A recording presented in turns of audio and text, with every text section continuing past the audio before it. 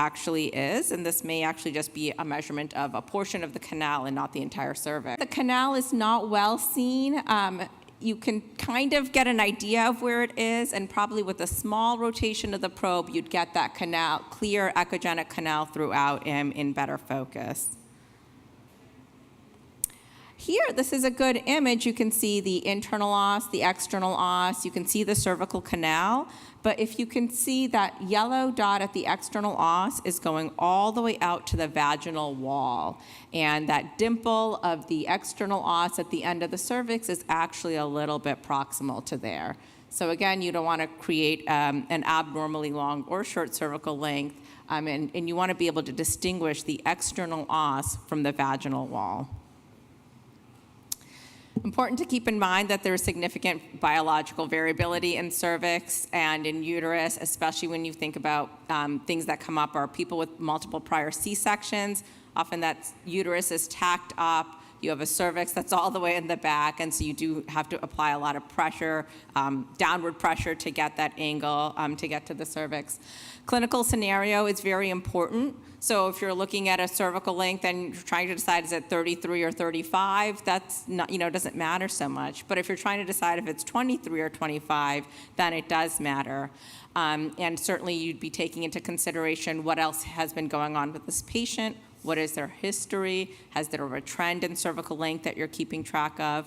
And as we all know, experts even disagree, and you could see the same patient and have a different conclusion. But overall, with consistent use of the criteria for cervical length imaging, there is high consistency, both interoperator consistency across sonographers and physicians.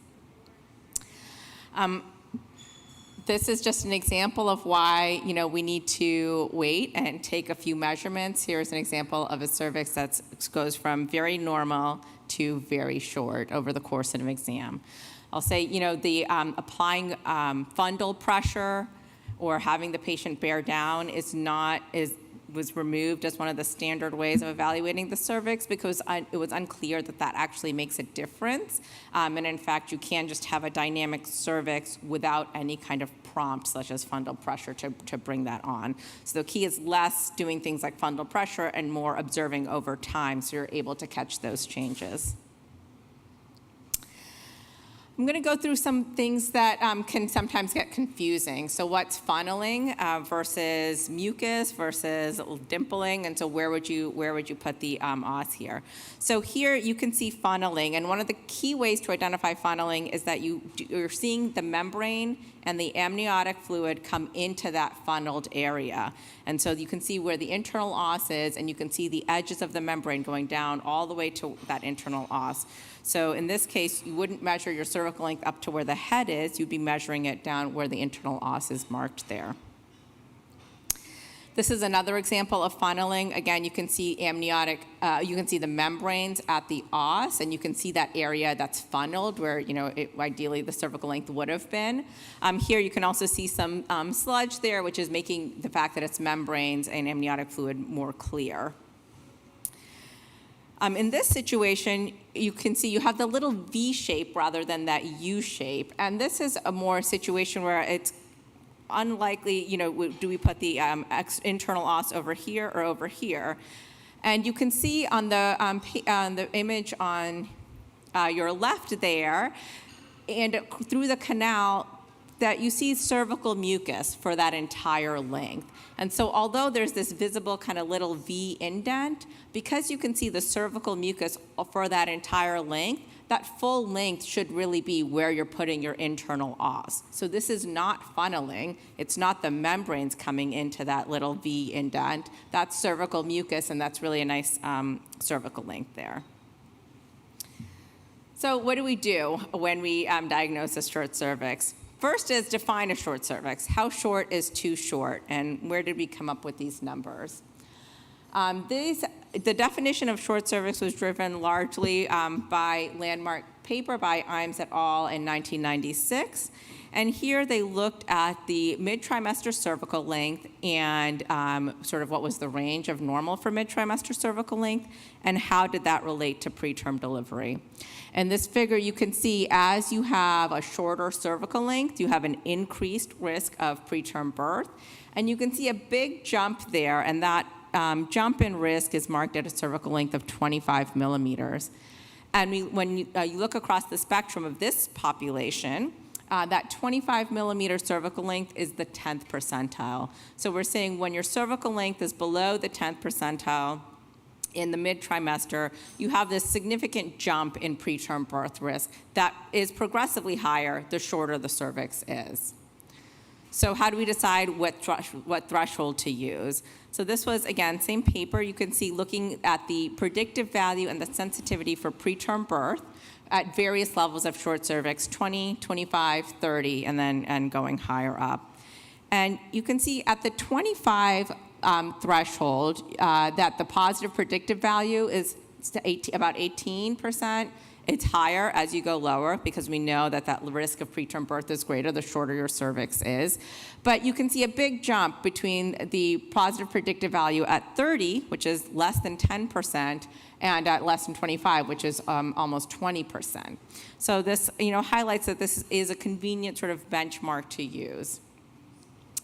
I do want to say, that was a paper from, 20 plus years ago now, and a specific population. And we know that looking at studies across the world, that there isn't necessarily the same percentile distribution for everybody. So this was a secondary analysis of an NICHD trial, so this is US population, and they found that rates of short cervix varied by race and ethnicity, and that rates of short cervix in nulliparous patient increases with gestational age. So depending on when you are taking that measurement, your incidence of short cervix will vary. And so again, short cervix is not a static measurement, and the diagnosis of short cervix isn't static over time. And so when you measure it and how you measure it does matter. This was a meta-analysis of 57 studies across the world. And I like this study a lot because, while our clinical guidelines are driven by specific clinical trials, which is really a small proportion of the world of pregnant women, this study found that cervical length percentiles varied by BMI, by preterm birth history, and by global region. And so while around the world this 25 millimeter threshold is used, it may not necessarily be the correct number for everyone. That being said, that is the number that we use. And so in general, for most conditions, or most populations, 25 millimeters is the threshold used to define a short cervix. So what do we do to treat it? If you have a singleton with a prior preterm birth, we know that there's two different options for treatment of short cervix. Systematic review of clinical trials, or randomized trials, have demonstrated that both progesterone as well as cerclage are effective interventions in reducing the risk of preterm birth with short cervix. In looking at specifically use of cerclage compared to no cerclage in preventing preterm birth in women with a prior preterm birth, you can see that that threshold of less than 25 millimeters, doing cerclage for cervix less than 25 millimeters, significantly reduced rates of early and late preterm birth, as well as perinatal mortality. So it's telling us this 25 millimeter threshold works for this population as an intervention point. Additionally, this meta-analysis identified that the greatest risk reduction was found in those patients with an earlier diagnosis of a short cervix, as well as a more severe prior preterm birth history. So again, although we use this single threshold of 25 millimeters across multiple patient populations, this really highlights that it's not a static marker, and if you diagnose it earlier in gestation, that risk of preterm birth is going to be later than if you diagnose it later in gestation. And the risk for a specific patient will be different based on that patient's history. So in looking at clinical care guidelines, this was ISWAG. This is similar to SMFM, where for singletons with a prior preterm birth, ISWAG does say to consider daily vaginal progesterone. But importantly, once you have that short cervix, less than or equal to 25 millimeters, cerclage is recommended, with the point to consider continuing daily vaginal progesterone. So for this population, it's really looking at a 2-for-1. You do the vaginal progesterone, which we know is effective, but given the number of randomized trials demonstrating the benefit of cerclage in this population, cerclage is really the first-line therapy for patients with a prior preterm birth and a short cervix and a singleton pregnancy. So let's go on to singletons who do not have a prior preterm birth and are diagnosed with a short cervix. And I think this is an area where we've seen, and I think we'll continue to see, evolution in care. So the standard initial management for a short cervix less than or equal to 25 millimeters in singletons without a prior preterm birth is vaginal progesterone. And this is based on a number of clinical trials that have demonstrated consistently benefit with vaginal progesterone compared to placebo. But there are some data that suggests there can be limited efficacy of progesterone alone. In a meta-analysis of clinical trials, you can see that when they broke up the effect of vaginal progesterone in preterm birth prevention by cervical length, while those with a cervical length of 10 to 20 or 21 to 25 had a consistent 40% reduction in early preterm birth, you can see that that relative risk is really close to 1 when you have patients with a cervical length less than or equal to 10. Now, this wasn't a significant interaction p-value-wise, but it is notable when you look at the numbers there. Other studies have also demonstrated, like I said, short cervix is not a static finding. So the shorter your cervix and the earlier gestational age of diagnosis is not only an increased risk for preterm birth in general, it's also an increased risk for preterm birth even with vaginal progesterone therapy. So progesterone therapy efficacy does vary by cervical length and gestational age of diagnosis. This is based on observational data. So given data there, the ISWAG recommendations for management of short cervix in a singleton without a prior preterm birth is, as we talked about, at a cervical length less than or equal to 25, you initiate vaginal progesterone therapy, but at a cervical length less than 10, to consider a cervical cerclage. And again, that's based on that data suggesting the limited efficacy of vaginal progesterone alone as you get into those shorter cervical lengths. So what is the data on additive impact of cerclage and progesterone compared to progesterone alone in singletons without a prior preterm birth? We conducted a multi-center randomized clinical trial, although it was cut short due to lagging enrollment during COVID. So we randomized 43 women to cerclage and progesterone compared to 47 to progesterone alone. And this is, again, singletons without a prior preterm birth and a cervical length less than or equal to 25. We found increased latency with cerclage and progesterone compared to progesterone alone. And because the sample size was limited in power, although there was overall lower rates of preterm birth in the combination group, these were not statistically significant. You can see the end there is small as you go down. I do like to highlight this was a study in women with a cervical length less than or equal to 25, and we did have a good spread of patients across that cervical length range. Now, of course, this evidence is limited by small sample size. There's less than 50 in each group. We then did a meta-analysis looking at the benefit of cerclage in singletons without a prior preterm birth. There were 6 trials included. Only our most recent study included progesterone as a comparator. The prior studies were done before progesterone was standard of care for short cervix. In this meta-analysis, I'd like to highlight a couple of things as far as the participants included. So this was an IPD meta-analysis. The gestational age at randomization was about 22 weeks. And I like to highlight that because in general, when you're looking at studies for patients with a prior preterm birth, usually those patients are enrolled 16 to 20 weeks. So this is a little bit later, highlighting the patient population that we are looking at. The average cervical length at randomization was 13, so it's definitely on the lower side of that less than 25 millimeter spectrum. And over 70% had a cervical length less than 15 millimeters at inclusion. So the outcomes of the meta-analysis, we found that for women without a prior preterm birth and a cervical length less than 20, diagnosed prior to 24 weeks gestation, cerclage was related to a 25% reduction in preterm birth. We also found increased latency from randomization to delivery with cerclage compared to control in singletons, again, without a prior preterm birth. So this is an updated IPD meta-analysis, and we looked at outcomes by both cervical length threshold and gestational age, and here we found benefit for cerclage really for cervical length less than 20. And the relative risk estimates were consistent sort of across that cervical length margin under 20. So if you're looking at cervical length less than 20, less than 15, less than 10, you're getting a consistent benefit as far as prematurity prevention.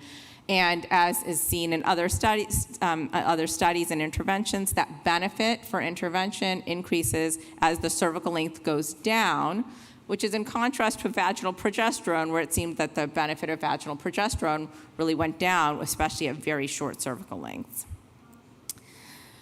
Again, this is limited by small sample size of the studies included, even though there were 6 trials included. And again, only one trial included vaginal progesterone as a comparator, which is our current standard of care. So where does this leave us? What should we do with singletons without a prior preterm birth who are diagnosed with a short cervix? So I think nothing has changed as far as vaginal progesterone. Vaginal progesterone should be offered for anyone with a cervical length less than or equal to 25.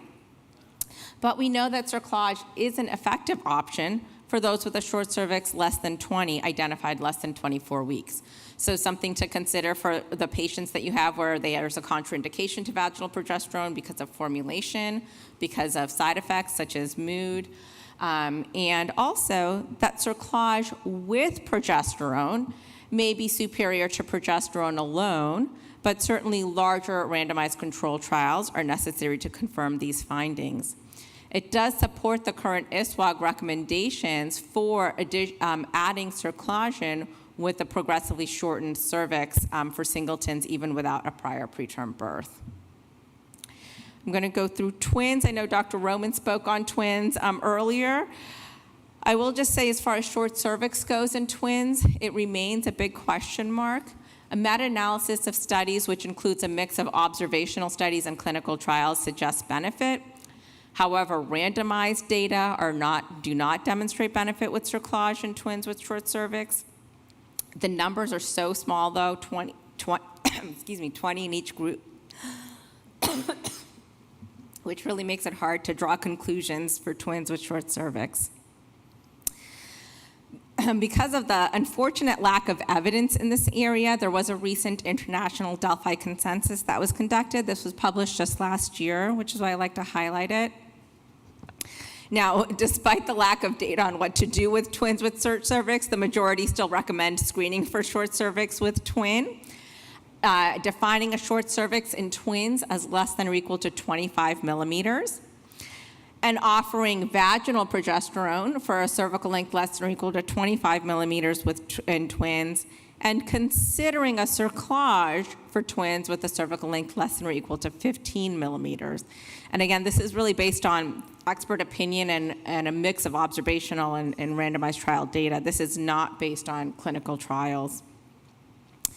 So current considerations for twins, doing at least one-time cervical length screening between 18 and 24 weeks, vaginal progesterone for a short cervix less than 25 millimeters, and considering a cerclage in addition to the progesterone for short cervix less than or equal to 15 millimeters. But again, there's a really great need for randomized trial data in twins with short cervix. So just some key points for singletons, and I want to highlight the levels of evidence there. Cerclage is recommended for short cervix and singletons with a prior preterm birth. Vaginal progesterone is recommended for short cervix and singletons without a prior preterm birth. Cerclage may be considered in addition to progesterone for singletons without a prior preterm birth and shorter cervical lengths. And sorry, we didn't get into the perioperative therapies because I wanted to keep it in time here. And then for twins, just to highlight the significant variation in levels of evidence here, really expert opinion for screening and diagnosis of short cervix. Clinical trials data do suggest a benefit for vaginal progesterone in twins, and there's some observational data to suggest potential benefit for cerclage with a very short cervix in twins, less than 15 millimeters. I want to thank you. I want to thank Dr. Roman, who is responsible for my healthy babies here. We'll take questions at the end.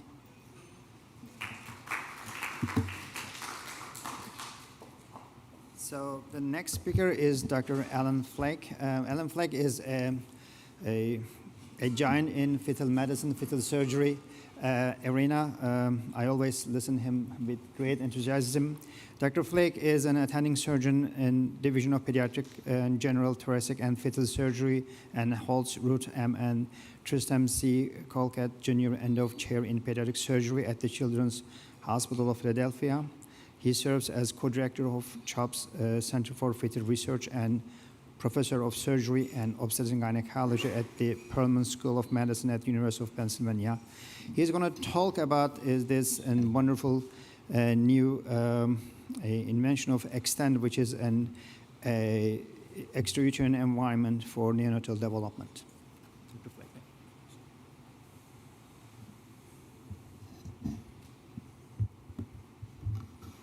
Good morning. So we're going to talk about the extrauterine environment for neonatal development. I prefer that term to the artificial womb for various reasons, but I think artificial womb is out there and we'll never change it, so that's what it is. But this is a nice acronym because it suggests extending gestation in a physiologic manner. I am very conflicted. I'm a paid consultant, have IP, et cetera, in this technology. Just warning you. I like this background because it helps the audience immerse themselves in the subject matter. So I think I don't need to emphasize the unmet need of extreme prematurity. How you do in life in the context of extreme prematurity is directly related to the week at which you're born, and every week makes a difference. The morbidities and mortalities of extreme prematurity, particularly in that 22 to 25 week range, are still extreme, and better solutions are needed. These are the morbidities that the neonatologists and surgeons occasionally deal with every day. They're all related to either inadequate organ maturation or iatrogenic injury, and we have iatrogenic injury because our treatment methods are non-physiologic. The extreme premature infant is physiologically a fetus, not a newborn. And if you think we're getting a lot better with this, we've become marginally better with survival of extreme premature infants, but we've improved very little on the morbidities of prematurity, and therefore we're producing more kids with major morbidities than we did decades ago. And this quote from the March of Dimes still holds. We have still not solved this problem. And why is that? Why haven't we been able to get progressive increases in the outcomes of, or improvements in the outcomes of extreme prematurities? It's primarily because there are clear developmental barriers to progress.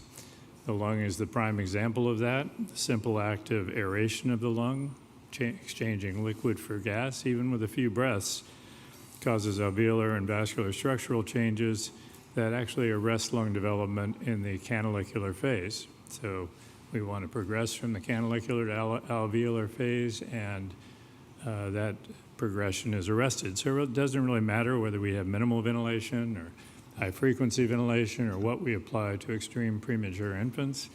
The incidence of BPD won't be impacted significantly. So what is the solution? Oh, if you think about it, the obvious solution is maintenance of the fetal physiologic state for a longer period of time. And how do you do that? So we've sort of followed this ideology since the beginning of this, which was about 13, 14 years ago now. Basically, the extreme premature infant is not physiologically a neonate, but a fetus. Therefore, to maintain normal development, fetal physiology must be maintained, and the easiest way to do that is to maintain or mimic the environment of the maternal womb. That's easier said than done. So we've tried to identify what's really necessary to do this, to maintain fetal physiology, and what's sufficient. And I make no claims here to exactly replicating the maternal womb. We're trying to optimize with everything that we do, but the idea is to maintain fetal physiology.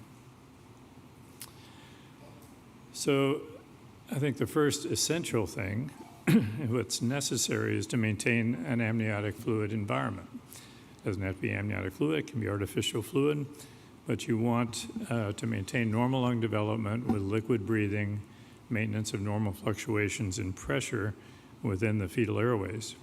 This can be achieved with a fluid environment, obviously, but there are also many other benefits, non-pulmonary benefits to fluid surrounding the fetus, and these include maintenance of normal normal fluid balance. You swallow fluid, you urinate. That's part of the maintenance of hemostasis in the fetus. You've got trophic factors, nutritional factors in the amniotic fluid. If you were to truly optimize the amniotic fluid, you would put all these factors into it. Unfortunately, from an FDA perspective, if we put those factors into it, then it becomes a drug application as well as a device application, and that would delay us another 10 years probably. So we're sticking to a device application. We've not tried to optimize amniotic fluid, but obviously that's a tremendous area to investigate in and of itself. And then you can protect the fetus from sound, light, mechanical trauma, and of course, external pathogens, which is perhaps the most important aspect of that. So what's necessary to do that? And what we've found over the years with various prototypes and efforts at this is that you need a closed system. Obviously, you need to maintain sterility. We've tried it for a long time with circulating and filtration systems, et cetera, and they just don't work. So what's worked for us is a closed system with continuous inflow of fresh fluid and outflow of waste fluid. That's obviously a lot of fluid over the duration of this therapy. Electrolyte and osmolarity need to be matched. You can easily do that with appropriate fluid preparation. Thermal control is very important. Light and sound insulation is important, although people talk about putting sounds into our artificial environment, like maternal heartbeat, maternal abdominal sounds, maybe music of the mother's choice, whatever, and maybe the mother's voice, so that the parents can speak to the fetus while they're in our device. Those are all second-generation device considerations. We don't have them yet, although we have light and sound protection. And then you need size adaptation. Fetuses grow at an exponential rate and need to have a enlarging environment. You don't want it too big because they'll flip around too much. You want to keep it approximately the same size as the uterus. But once again, mimic nature. So the next thing that's required is you need to reproduce the fetal placental circulation. And now it gets more complicated. So how do you do that? Well, you have to realize that the fetal heart develops with a very low cardiac workload, and that low workload is maintained by the normal fetal shunts, the ductus arteriosus, the ductus venosus, the foramen ovale, in combination with a very low resistance, low volume uteroplacental circulation. So in order to maintain those shunts, you have to maintain fetal oxygen saturations. So as oxygen saturation rises above about the level of the top of Mount Everest, you start to get closure of the ductus arteriosus, reduced resistance of the pulmonary vascular bed, et cetera. So you have to maintain low fetal oxygen saturations, and you need a very low resistance, low volume umbilical placental circulation. So there have been two historical obstacles to reproducing the fetal placental circulation. One was high resistance oxygenators. As you have a high resistance oxygenator, then you need to pump the circuit. And fetal hearts are very intolerant of preload or afterload imbalance.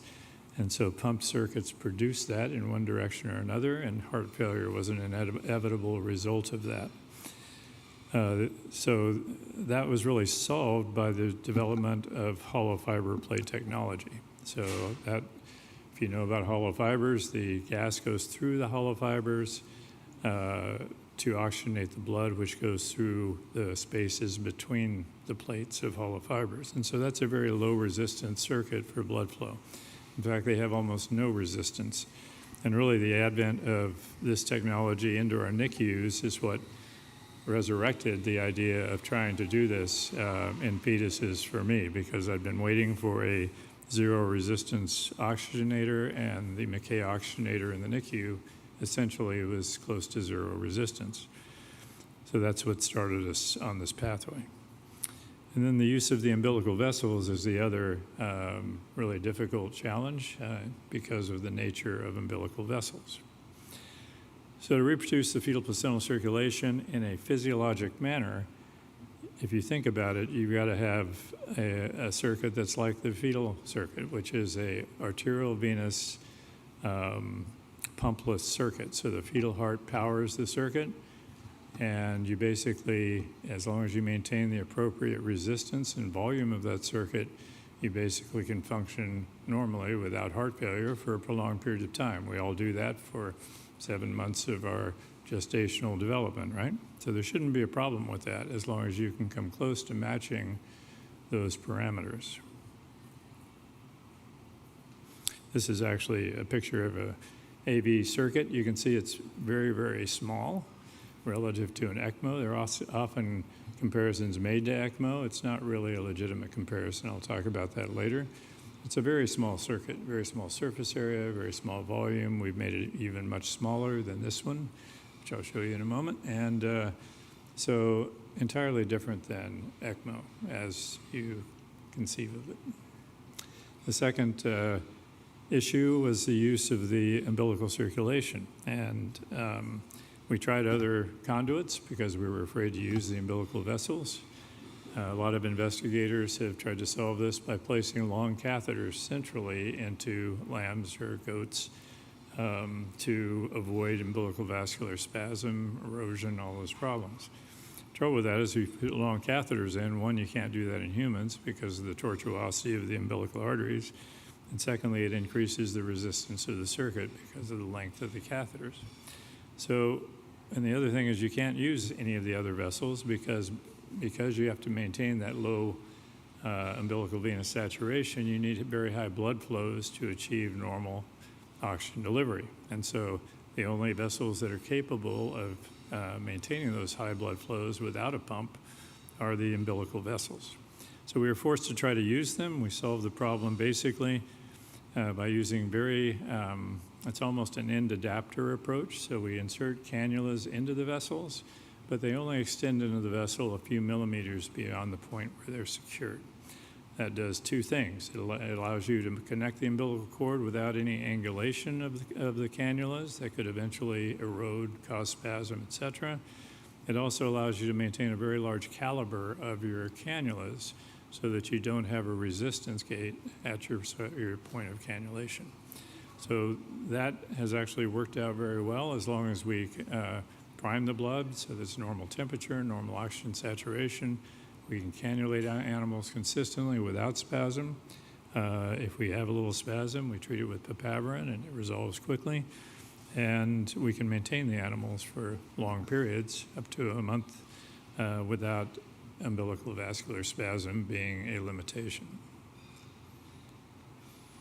And this is what that connection in a sheep looks like. It's not what a human looks like. Sheep have very short umbilical cords. They have a thick sheath around their umbilical vessels, and they have 4 umbilical vessels. So we can actually electively cannulate an artery and a vein in a sheep, and then add the next arterial cannula, take 15 or 20 minutes doing it, and it's no problem in terms of blood flow to the fetus. It's very different than the human system, and I'll discuss that a little bit. So those are the essential components of Extend. They're what are necessary, in my view, to maintain fetal physiology. Sterile fluid environment, however you want to achieve that. Umbilical vascular connection as a conduit without increasing resistance or inducing spasm.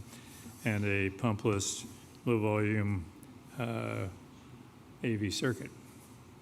If you combine all of that, the fluid environment allows normal liquid breathing, swallowing, lung development.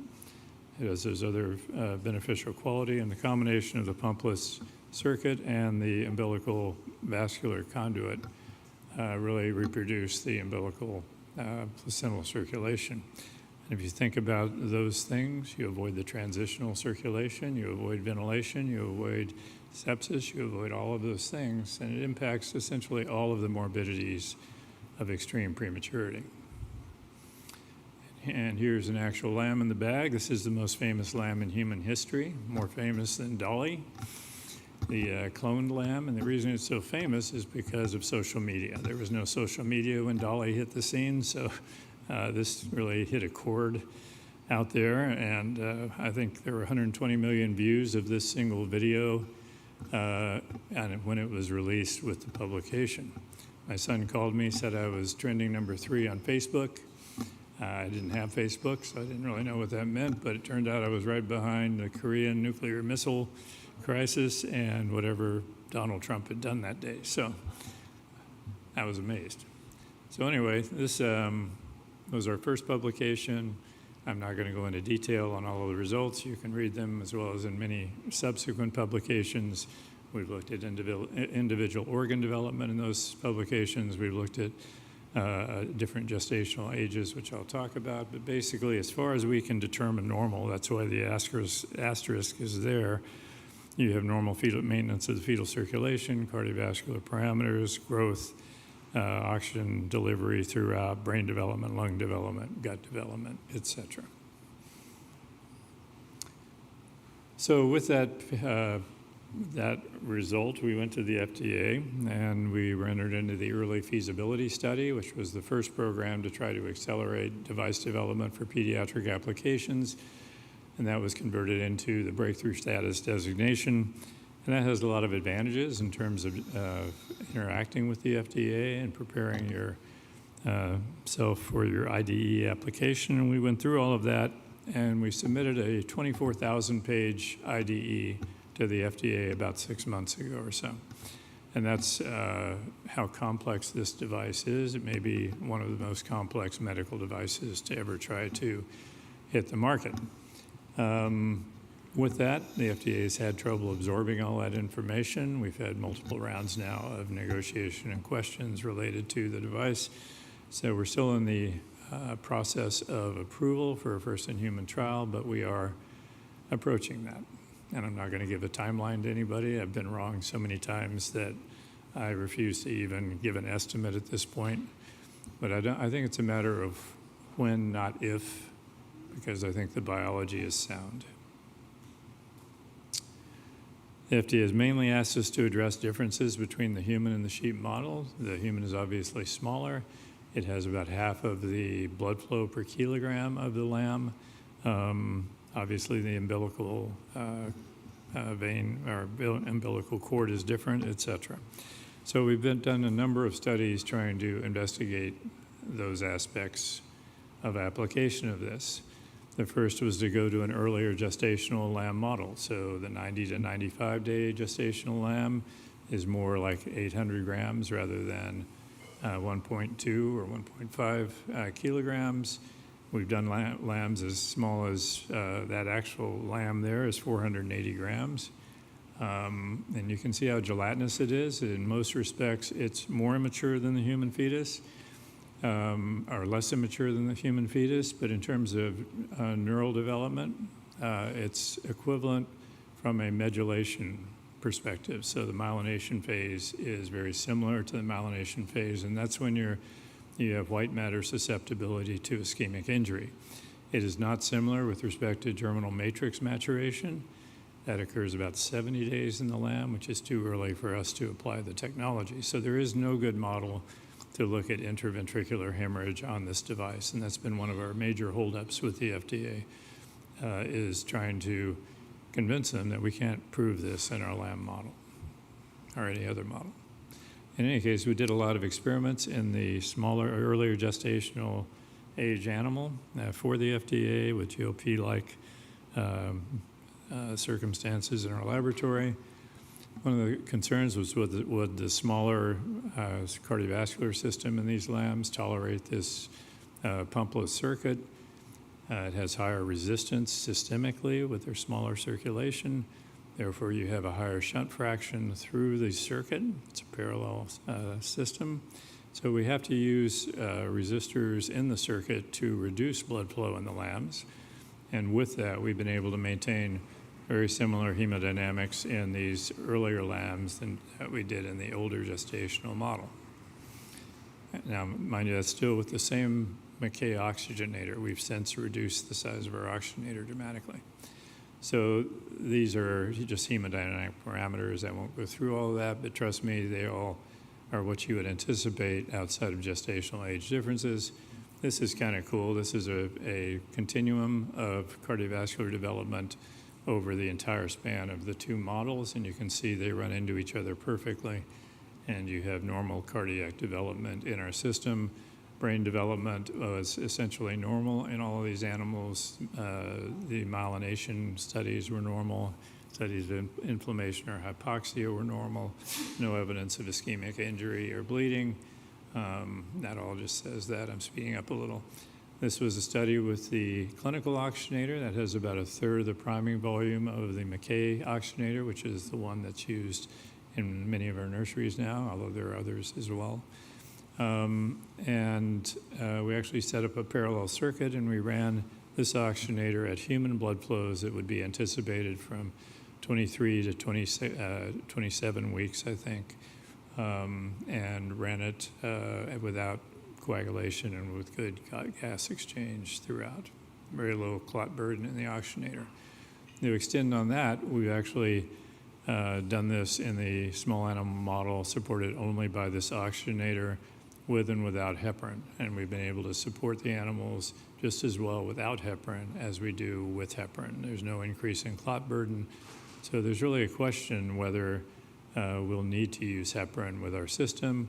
And I don't think we will because of the smaller volume of the circuit, the less surface area, and the higher flows through the circuit on a comparative basis. And then finally, bridging studies, and we've used our mini pig model for this near term. They're not developmentally equivalent, but they're size equivalent, and they have an equivalent umbilical vein. And that's what's important, so we can test our human cannulation system in the pig model. We can do everything we do clinically. We can transition from the pig placenta to the device, and we can do that in about a minute and 15 to 30 seconds in my hands. I've trained our neonatologists to do it in about the same period of time. They're not quite as short as me yet, but I've done a lot more of them than they have. So it's something that can be, I think, translated to different environments. You don't need a fetal surgeon or even a pediatric surgeon to do these cannulations. I think MFMs would be very capable of doing these cannulations, and neonatologists, as long as they were appropriately trained and vetted for their skills. Lots of other possible applications that you can think of. This is fun to think about. My favorite area of gene therapy and stem cell therapy. There are a bunch of things that you could think of to potentially do that. So I can't give credit to everybody on this. Rupe's husband, Matt, contributed to this. Quite a bit, actually. So a lot of great fellows in my laboratory, and I have to acknowledge Children's Hospital's support of this. I couldn't have done this anywhere else. They gave incredible amounts of financial support before this was spun out and into a company, and we took a contract from the devil with venture capital, which we currently have. So in any case, thanks very much. That's all I have.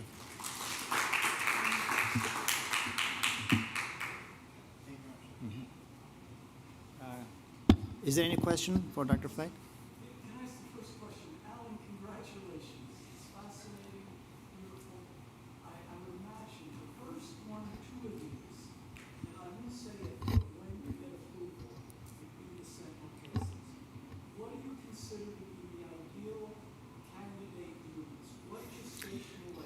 Yeah.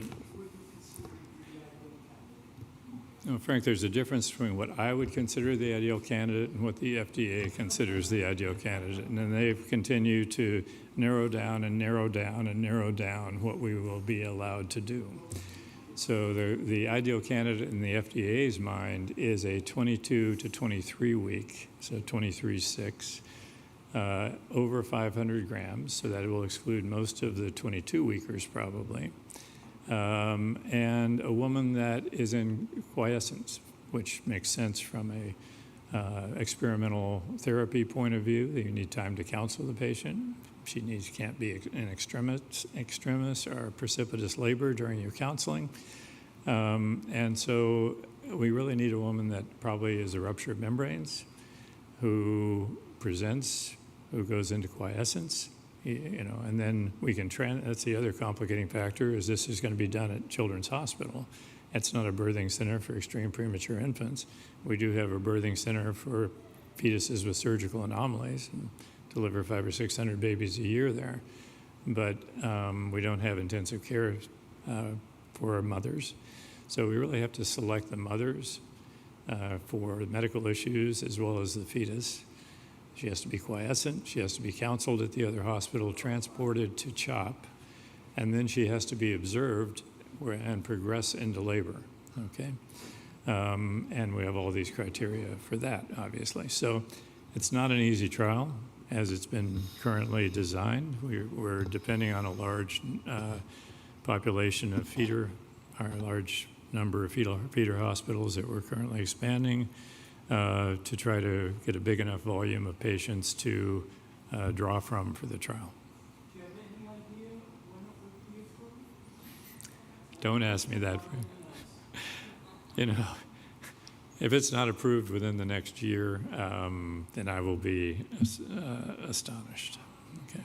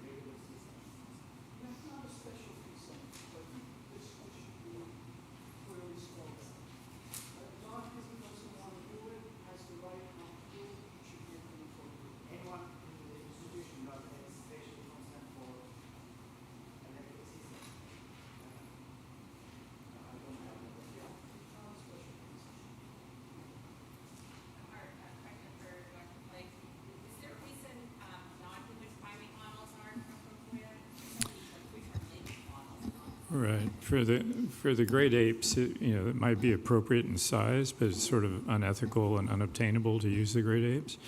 The rhesus and the macaques, all of those are too small.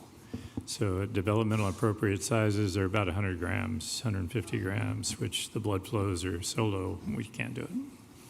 So yeah, that would be, what's that? Piglets are bigger, yeah. But these are near-term piglets, okay?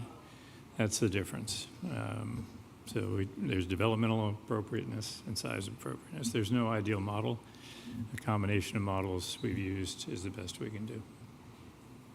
Right. Thank you, everyone. Thank you very much for the we will back in 5 minutes in here.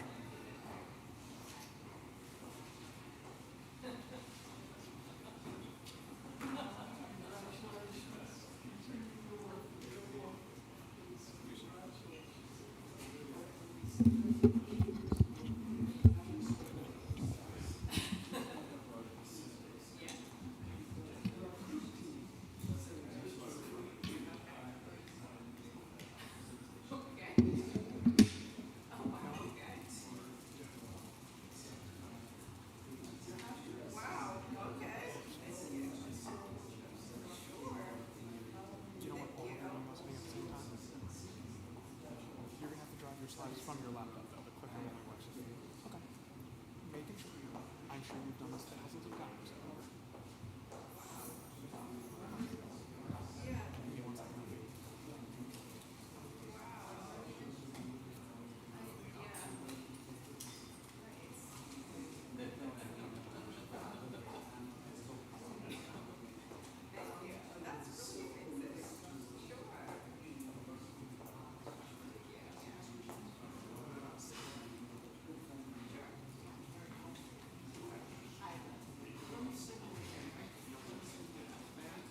Yeah.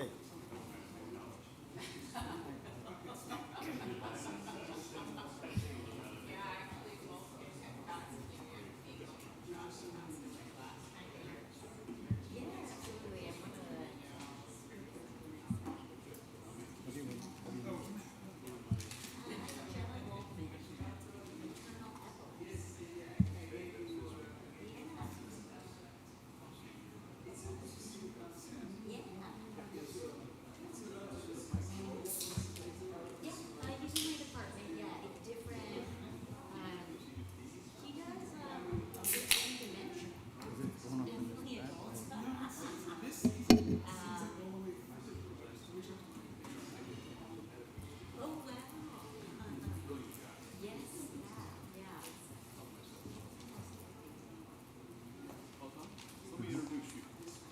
I get to introduce you. Okay. I'm running the session according Okay. to Ozzy. Okay. But I'm just looking for my slides. Right.